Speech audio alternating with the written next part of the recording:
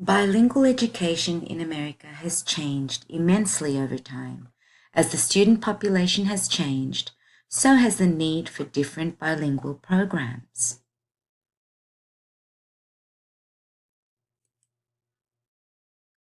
In 1958, the National Defense Education Act was the first hint that a change was coming onto the bilingual education landscape. The National Defense Education Act was passed in response to the Soviet satellite Sputnik, and it was the first national effort to strengthen not only math and science, but also foreign language education.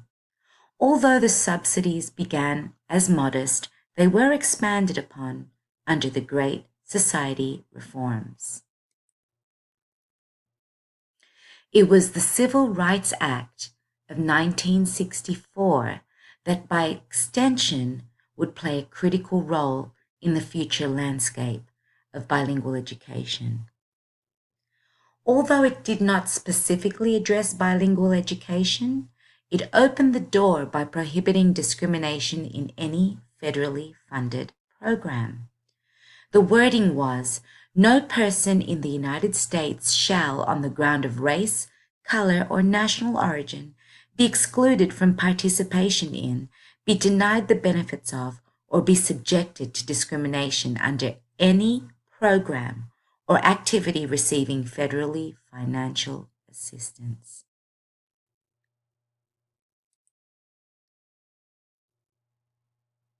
It was the Bilingual Education Act, or Title VII, passed in 1968, that established federal policy for bilingual education. The Act stipulated that the federal government would provide financial assistance for innovative bilingual programs. Funding would be provided for the implementation, staffing, and staff training, and also the long-term program maintenance, which would include the assessment of the program and the effectiveness of it overall.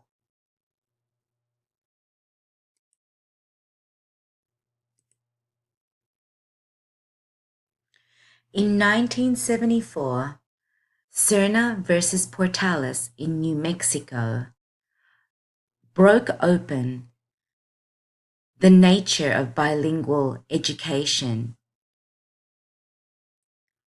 in the landscape of the American Inner West. Judy Serna, a first grader in a New Mexico school district, was refused enrollment because they said she couldn't speak English. Serna's mother and other parents joined a lawsuit against the school district. The court found in favor of Serna and thereby ordered the district to design and implement a bilingual and bicultural program.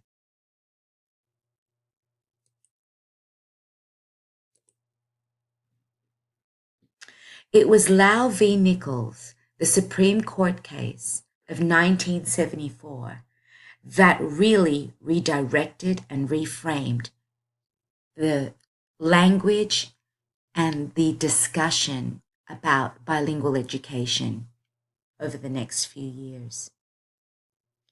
It began as a discrimination case in 1970 when a poverty lawyer decided to represent a Chinese student who was failing in school because he could not understand the lessons and was given no special assistance.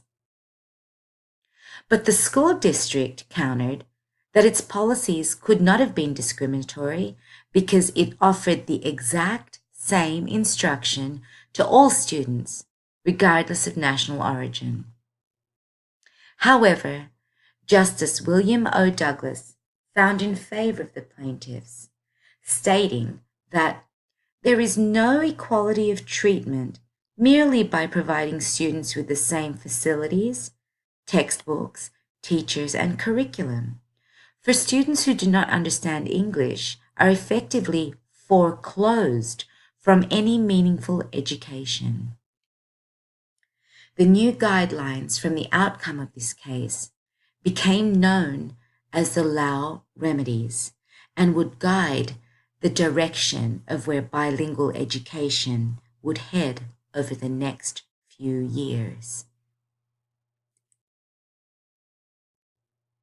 However, over the coming years, there were contradictions to the Lau v. Nichols case. The year of 1981 provided specific and direct contradiction to the Lau remedies. First of all, the Lau remedies were withdrawn by the Reagan administration, who cited high costs and unreasonable inflexibility as reasons. Also, a number of states designated English as its official language, Virginia passing law designating that, and it effectively dismissed districts from the necessity of bilingual education. Also, that very same year, a report known as the Baker's Report, which questioned the effectiveness of bilingual education, is leaked, and great controversy arose in the discussion about bilingual education.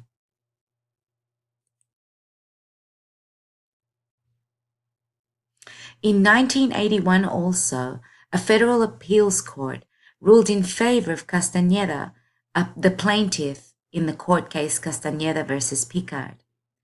The court set forth a three-pronged test for school districts to check for meeting their obligations to English language learners.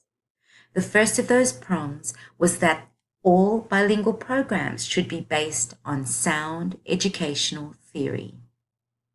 Second of all, those programs should be implemented effectively with sufficient resources and personnel. Also, the training of that personnel. And number three, that all of the programs would be evaluated ongoing for their effectiveness.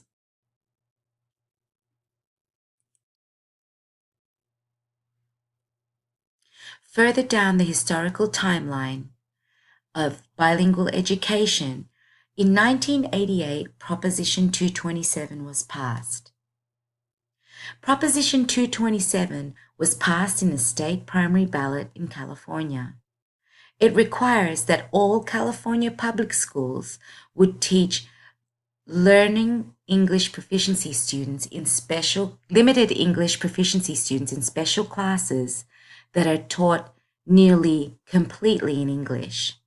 This provision had the effect of effectively eliminating bilingual classes in most cases, and it shortened the amount of time for limited English proficiency students in special classes.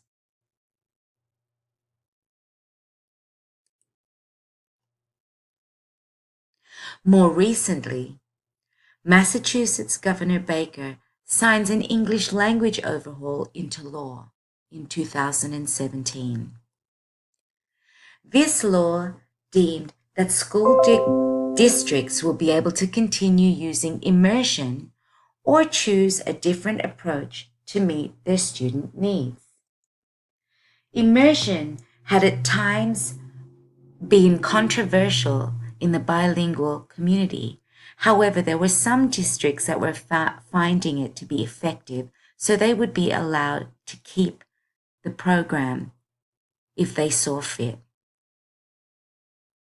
The language overhaul also required parent advisory committees at schools with a high concentration of English language learners.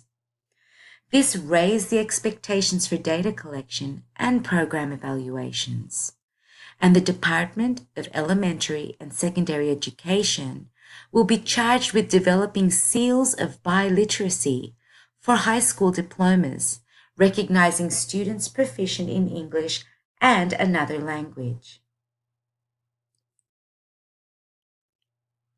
And the very most recent change in the bilingual landscape was the English Learner Roadmap in California last year in 2017. The English Learner Roadmap in California was an online resource for school districts. This resource helps guide curriculum instruction for English learners in all public schools. It requires that school districts would seek parent and community input in the development of all bilingual and bicultural program development. Also, it sought greater accountability